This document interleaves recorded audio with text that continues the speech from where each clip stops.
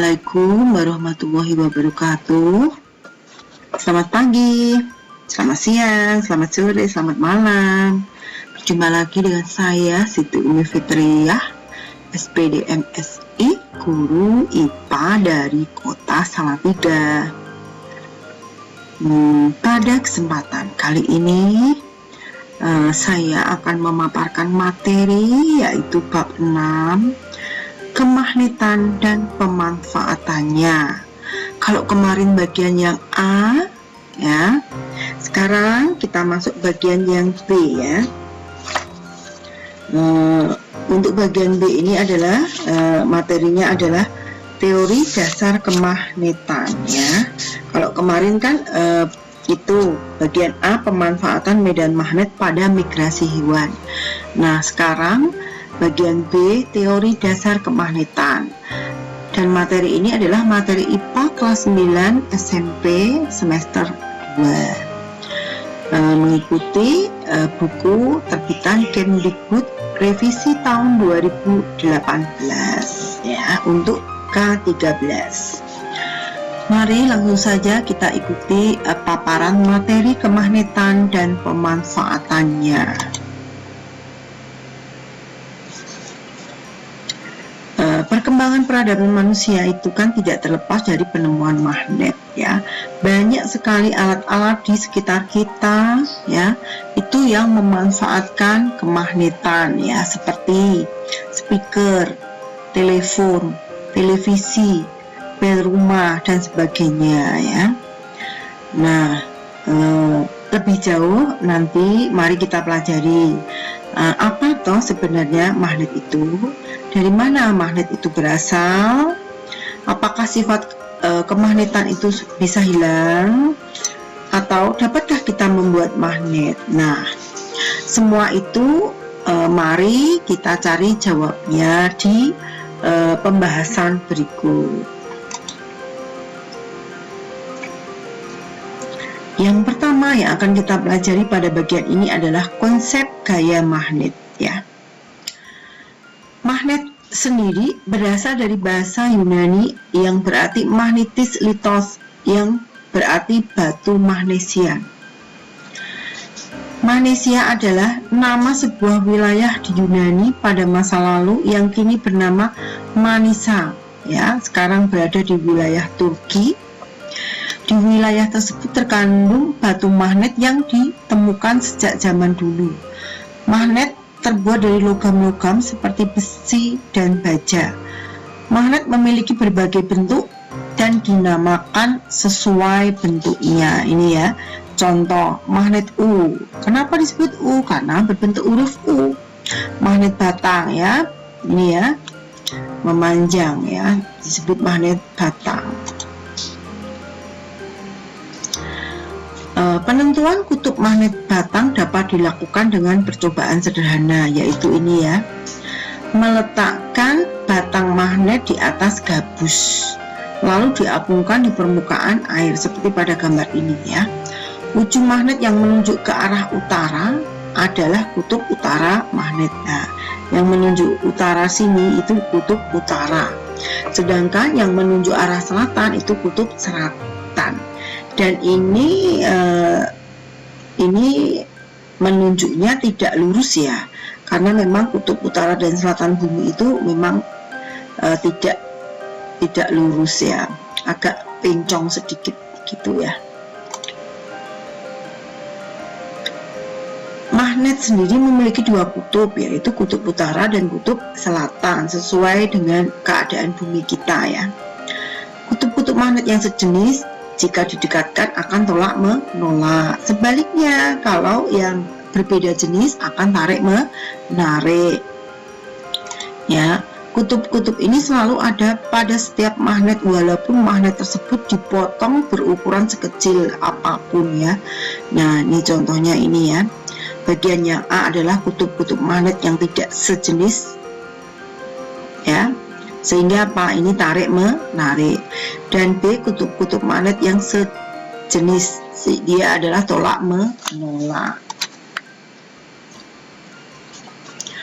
Kemudian Gaya listrik berasal dari adanya interaksi antara muatan listrik, sedangkan gaya magnet berasal dari adanya interaksi antara kutub-kutub magnet yang ditimbulkan oleh gerakan muatan listrik atau elektron pada benda ya. Memang ada listrik itu kalau yang bergerak itu adalah elektron. Nah, ini adalah perbedaan gaya listrik dan gaya magnet. Kemudian dua gambar ini ya, 6.9a dan 9b ini adalah nih terangannya ya. Kutub utara dan kutub selatan partikel elementer. Jadi magnet itu terdiri dari partikel-partikel elementer ya. Kalau terletaknya itu tersebar secara acak, dia tidak memiliki sifat magnetnya. Ini tersebar dan secara acak, sehingga benda ini tidak mempunyai magnet atau tidak memiliki sifat magnet. Berbeda dengan yang ini ya, kutub utara dan selatan partikel elementernya magnet berbaris ya, berbaris dengan arah tertentu, sehingga benda ini bersifat magnet. Jadi pembedanya, kalau yang acak itu tidak mempunyai sifat magnet, tapi yang teratur terarah mempunyai sifat magnet. Sifat interaksi bahan terhadap magnet itu diklasifikasikan menjadi 3 kelompok. Yang pertama yaitu ferromagnetik, di mana benda-benda yang dapat ditarik kuat oleh magnet, misalnya besi, baja, kobalt, dan nikel. Yang kedua paramagnetik, yaitu benda-benda yang ditarik lemah oleh magnet, misalnya magnesium, molybdenum, ya, molybdenum dan litium. Dan yang ketiga adalah diamagnetik, benda-benda yang tidak dapat ditarik oleh magnet, misalnya perak, emas, tembaga, dan bismut. Magnet tidak hanya dapat ditemukan di alam sebagai magnet alami, tetapi ada juga benda yang dapat dibuat menjadi bersifat magnet. Yaitu yang pertama, besi dapat dijadikan magnet dengan cara menggosok. Besi digosok dengan arah yang tetap ya, agar magnet elementer ya, bagian-bagian dari magnet itu ya, elementer, dapat diatur untuk menuju ke satu arah saja. Perhatikan ini contohnya pada gambar 6.14 ya. Ujung kutub selatan magnet digosokkan dari ujung besi B ke A ya. Ini selatan digosokkan dari B ke A. Akan mengubah besi menjadi magnet dengan kutub selatan pada ujung B. Ini akan jadi kutub selatan, ini akan jadi kutub utara. Jadi kesimpulannya, ujung batang besi yang pertama kali digosok akan memiliki kutub yang sama dengan kutub magnet yang menggosoknya ya. Pertama kali digosok kan di bagian B, digosok oleh kutub selatan, B akan menjadi kutub selatan. Kemudian membuat magnet selanjutnya yaitu ini ya, dengan cara menginduksi. Baja dan besi dapat dijadikan magnet dengan cara menginduksi atau mendekatkannya dengan magnet selama beberapa waktu. Ya, gambar 6.15 ini ya. Sifat magnet menunjukkan bahwa magnet akan tarik-menarik jika berbeda kutub dan tolak-menolak jika sama kutub ya. Nah ini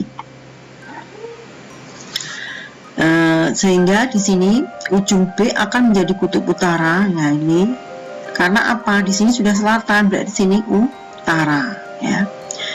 Dan dapat di ujung A, kalau sini jelas utara berarti sini apa? Selatan. Jadi langsung ya, kalau sini utara berarti sini selatan, A berarti selatan ya. Jadi dapat disimpulkan ujung besi atau baja yang berdekatan dengan kutub magnet batang akan memiliki kutub yang berlawanan dengan kutub magnet penginduksinya. Ini kan magnet, ini besi yang mau diinduksi. Nah, ini didekati dengan kutub selatan. Nah, magnet yang terbentuk adalah lawannya dari kutub yang menginduksi. Karena ini selatan, di sini akan jadi utara. Sini utara, otomatis A ini adalah selatan. Demikian. Kemudian yang ketiga yaitu cara membuat magnet dengan cara meliliti besi atau baja dengan kawat penghantar yang dialiri arus DC. Kenapa arus DC ya? Karena arus DC dapat menyamakan arah magnet elementer pada besi atau baja. Dan magnet yang dibuat dengan cara seperti ini disebut elektromagnet ya. Kutub magnet besi atau baja yang tergantung pada arah lilitannya. Yang ini ya, arah lilitan, arah panah ini ya. Searah jarum jam itu akan seperti ini ya, selatan utara ya. Untuk lebih jelasnya kita bahas di sini. Jika arah arus berlawanan dengan arah jarum jam ya, maka ujung A besi akan menjadi kutub utara ya, dan ujung B akan menjadi kutub selatan. Kalau ini kan searah, kalau berlawanan kebalikannya, di sini akan jadi utara, di sini akan jadi selatan ya. Jika arah arus searah dengan jarum jam, maka ujung A besi akan selatan dan ujung B akan menjadi utara. Jadi tergantung arahnya. Kalau arahnya searah jarum jam ini kan panah, sini selatan, sini utara. Kalau berlawanan arahnya panahnya ke atas, berarti sini utara, sini selatan. Seperti itu. Nah, lebih jelasnya ini ya. Kita masuk ke bagian C, yaitu penerapan elektromagnet dalam kehidupan sehari-hari. Nah, contoh benda-benda yang menerapkan prinsip elektromagnetik dalam kehidupan sehari-hari itu contohnya bel listrik, saklar listrik, dan telepon kabel. Yang pertama, bel listrik sederhana ya. Cara kerja bel listrik adalah pada saat tombol bel listrik ditekan, rangkaian arus menjadi tertutup dan arus mengalir pada kumparan. Aliran arus listrik pada kumparan ini mengakibatkan besi di dalamnya menjadi elektromagnet yang mampu menggerakkan lengan pemukul untuk memukul bel sehingga berbunyi. Pada saat pemukul mengenai bel, aliran listrik terputus sehingga sifat elektromagnet besi menjadi hilang. Akibatnya pemukul kembali ke tempat semula. Demikian seterusnya sehingga bel berdering ya. Seperti itu ini ya. Pemukul ini akan berulang-ulang seperti itu sehingga bel akan selalu berdering. Yang kedua, saklar. Di setiap rumah yang menggunakan aliran listrik hampir semuanya menggunakan saklar. Saklar sendiri berfungsi untuk apa? Untuk memutuskan dan menghubungkan arus listrik pada rangkaian listrik. Khusus untuk bentuk saklar pada gambar 6.18 ini ya, mulai bekerja ketika lilitan kawat akan berfungsi sebagai elektromagnetik yang menarik ujung besi ke bawah. Setelah besi tertarik ke bawah, ujung besi lainnya akan menyimpang ke kanan dan mendorong tangkai ke kiri, sehingga tangkai kiri dan kanan akan saling bersentuhan untuk mengalirkan arus listrik. Ketika arus listrik mengalir, ya, maka ban, lampu atau alat elektronik lainnya akan. Yang ketiga yaitu telepon kabel. Saat menggunakan telepon, seseorang akan mencerna pesan atau mendengar sekaligus mengirimkan pesan atau berbicara. Prinsip kerja telepon pada dasarnya mengolah energi listrik menjadi energi bunyi.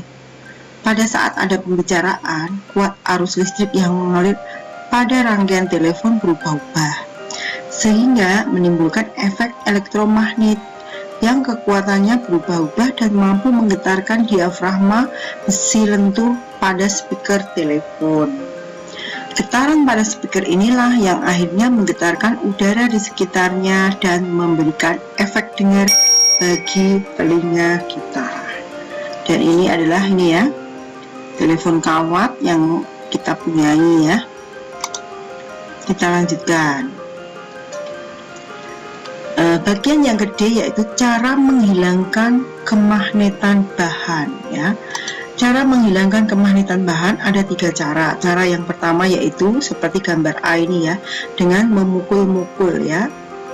Bisa dengan palu, bisa dengan yang lainnya ya, dipukul-pukul. Itu kemagnetannya bisa hilang. Yang kedua yaitu memanaskan, dipanaskan dengan api.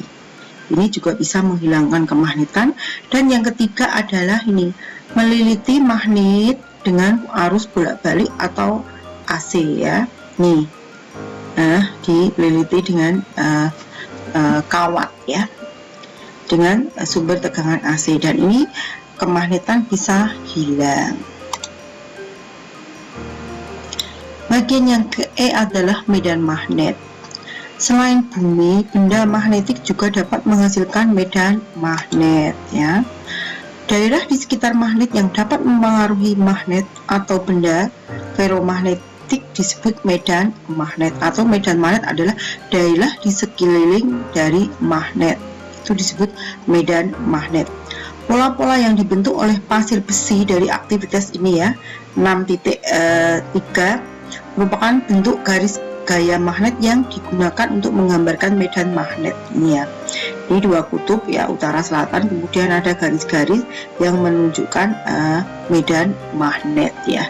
Ini adalah serbuk besi halus ya. Medan magnet terbesar terletak pada ujung-ujung kutub magnet.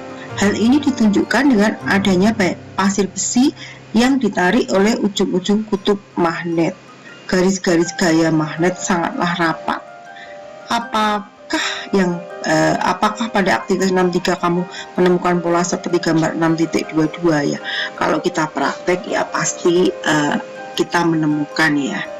Nah, ini karena ini masih PJJ praktek sementara, untuk tatap muka belum ada, belum bisa praktek, tapi akan kami buatkan video pembelajaran khusus mengenai praktek garis-garis gaya magnet ya.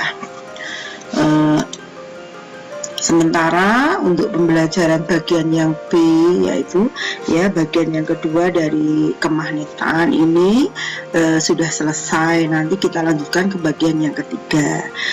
Mohon maaf jika saya dalam menyampaikan banyak salah-salah kata dan tidak jelas.